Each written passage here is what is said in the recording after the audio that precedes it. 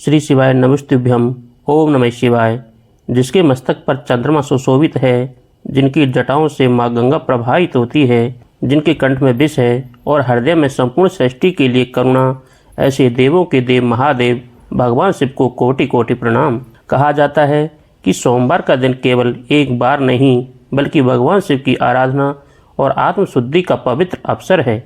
जो भक्त श्रद्धा, विश्वास और सच्चे मन से सोमवार का व्रत रखते हैं, उनके जीवन से भय, नकारात्मकता और संकट धीरे धीरे दूर होने लगते हैं। महादेव तो इतने भोले हैं कि उन्हें राजसी भोग नहीं चाहिए। एक लोटा जल, कुछ बेलपत्र और सच्ची श्रद्धा से ही उन्हें प्रसन्न करने के लिए पर्याप्त मानी गई है। तो आइए मन को शांत करके भगवान शिव का स्मरण करते हुए सुनते हैं पावन सोमवार व्रत की वह दिव्य कथा, जिसके श्रवण मात्र से मनुष्य के जीवन में भक्ति, शांति और शिव कृपा का प्रकाश फैलता है। कर्पूरे गौरम करुणावतारम संसार सारम भुजगेन्द्रहारम सदा वसंतम हृदयारविंदे भवम भवानी सहितम नमामि। अर्थात जिनका स्वरूप कपूर के समान श्वेत है, जो करुणा के अवतार हैं, जो पूरे संसार का सार हैं और जिनके गले में सर्पों का हार है, जो सदा भक्तों के हृदय रूपी कमल में निवास करते हैं, ऐसे भगवान शिव और माता भवानी सहित उन्हें मैं नमन करता हूँ। आइए अब हम सोमवार की पावन कथा का शुभारंभ करते हैं। प्राचीन काल में एक विशाल और समृद्ध नगर था, जहाँ एक अत्यंत धनवान साहूकार निवास करता था। उसके पास धन धान्य, सोना चांदी, वैभव और ऐश्वर्य की कोई कमी नहीं थी, परंतु उसके जीवन का सबसे बड़ा दुख यह था कि उसे संतान सुख प्राप्त नहीं था। यह अभाव उसे दिन रात भीतर से व्यथित करता था। वह अनेक प्रकार के दान पुण्य करता, तीर्थ यात्रा करता, ब्राह्मणों को भोजन कराता, परंतु फिर भी उसके जीवन में यह रिक्तता बनी रहती थी। इसी पीड़ा से मुक्ति पाने के लिए वह साहूकार प्रत्येक सोमवार को व्रत करता।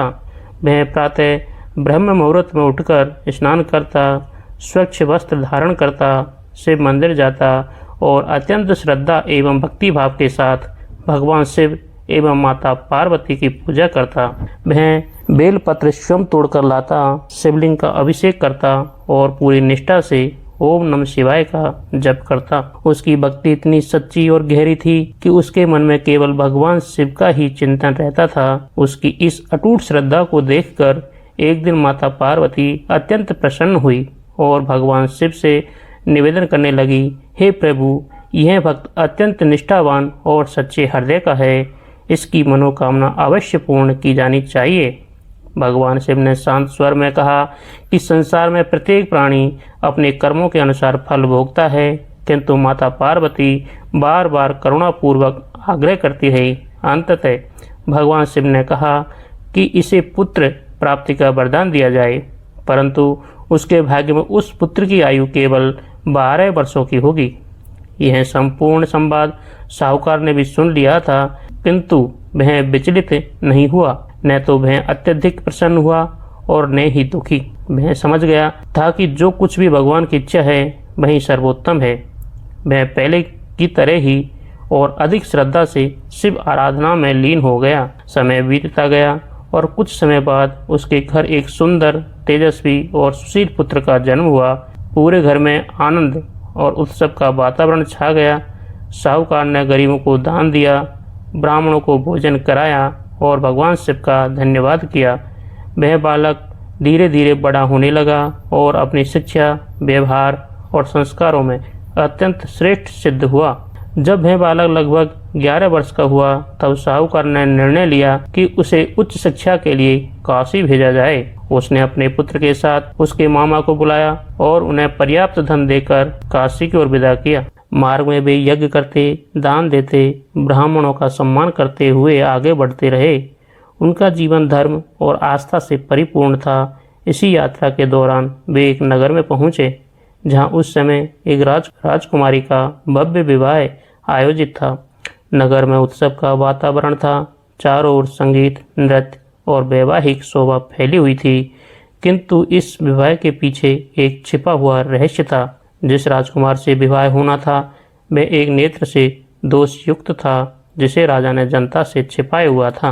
राजा ने यह सोचा कि यदि यह सत्य सामने आ गया तो अपमान होगा, इसलिए उसने योजना बनाई कि साहूकार के पुत्र को दूल्हा बनाकर राजकुमारी से विवाह कर दिया जाए और बाद में उसे धन देकर विदा कर दिया जाएगा। जब साहूकार का पुत्र दूल्हे के वस्त्रों में बैठा तो उसे भीतर से यह बात उचित नहीं लगी। वह सत्यवादी और धर्मप्रिय था। अवसर पाकर उसने राजकुमारी की चुनरी पर सत्य लिख दिया कि उसका वास्तविक विवाह किसी और से हो रहा है और वह स्वयं तो काशी विद्या अध्ययन के लिए जा रहा है। जब राजकुमारी ने यह सत्य पढ़ा तो वह चकित रह गई और उसने तुरंत अपने माता पिता को यह बात बताई। राजा को जब यह सत्य ज्ञात हुआ तो उसने विवाह रोक दिया और बारात को वापस लौटा दिया।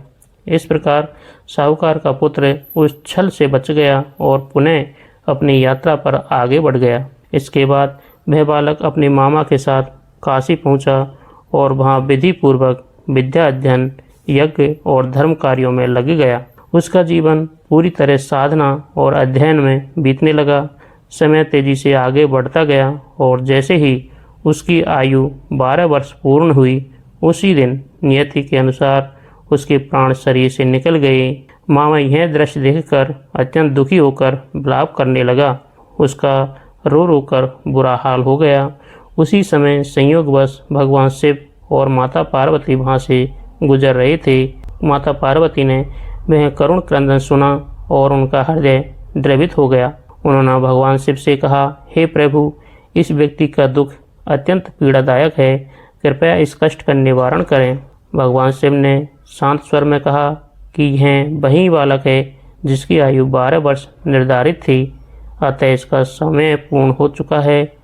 परंतु माता पार्वती का हृदय करुणा से भर गया और उन्होंने बार बार आग्रह किया कि इस बालक को पुनः जीवन प्रदान किया जाए, अन्यथा इसके माता पिता भी इस वियोग में प्राण त्याग देंगे। माता के इस करुण आग्रह को देखकर भगवान शिव भी द्रवित हो गए और उन्होंने उस बालक को पुनः जीवन प्रदान कर दिया।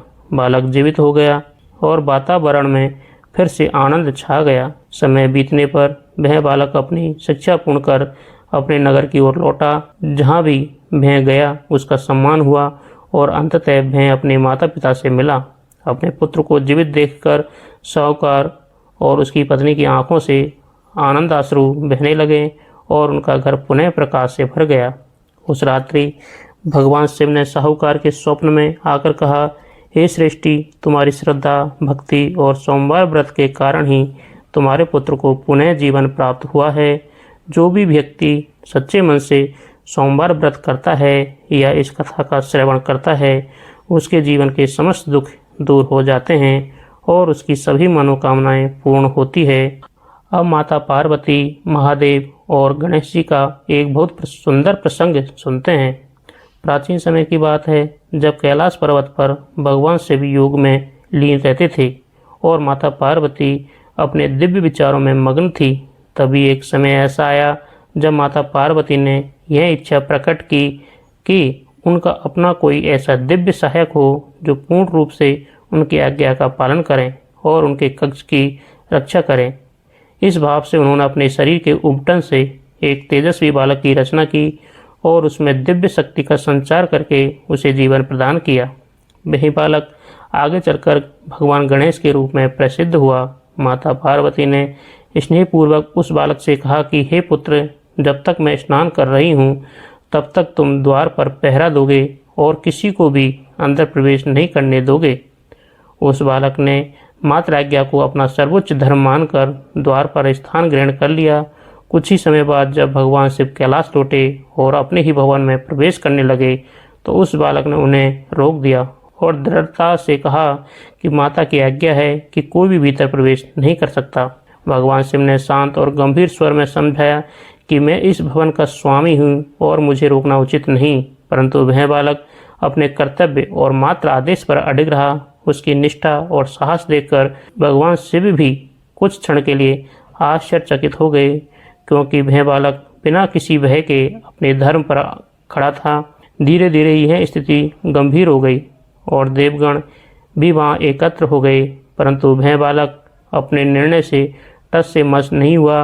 अंततः देवताओं और गणों के बीच संघर्ष की स्थिति उत्पन्न हो गई और अनजाने में भगवान शिव के गणों द्वारा उस बालक का सिर शरीर से अलग हो गया। जैसे ही यह घटना हुई, पूरे कैलाश में शांति के स्थान पर शोक छा गया और जब माता पार्वती स्नान करके बाहर आई और उन्होंने अपने पुत्र की यह अवस्था देखी तो उनका हृदय करुणा और क्रोध से भर गया और उन्होंने संपूर्ण सृष्टि को नष्ट करने का संकल्प ले लिया।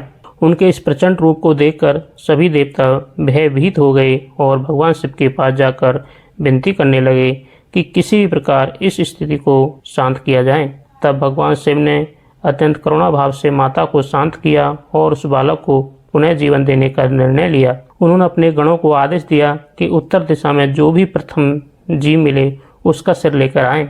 गण वहाँ गए और उन्हें एक हाथी का शिशु मिला।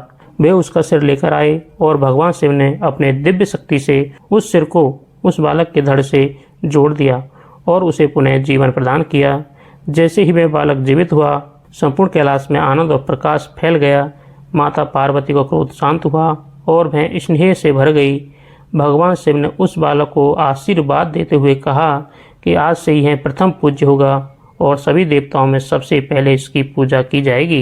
यह सभी विघ्नों को दूर करेगा और भक्तों को बुद्धि, विवेक और सफलता प्रदान करेगा। तभी से वह बालक गणेश कहलाए और विघ्नहर्ता तथा मंगलकर्ता के रूप में पूजे जाने लगे। इस प्रसंग से हमें यह शिक्षा मिलती है कि कर्तव्य, भक्ति, आज्ञा पालन और सत्य पर अडिग रहना ही जीवन का सबसे बड़ा धर्म है और भगवान शिव तथा माता पार्वती की कृपा से ही जीवन में संतुलन, ज्ञान और मोक्ष की प्राप्ति होती है। ओम गणपते नमः। ओम नमः शिवाय।